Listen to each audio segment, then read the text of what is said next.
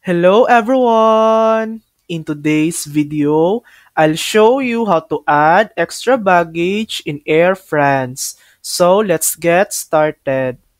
First, open Google and search for Air France. Click on the first link to go to the official Air France website.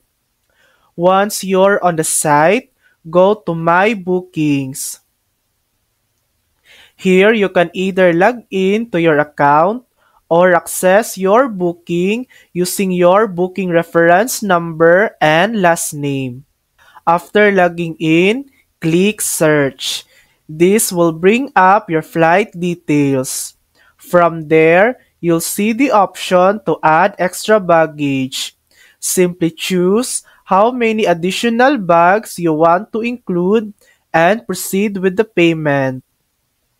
And that's it. That's how easy it is to add extra baggage on Air France. Thanks for watching! If this video helped you, please like and subscribe for more helpful tutorials.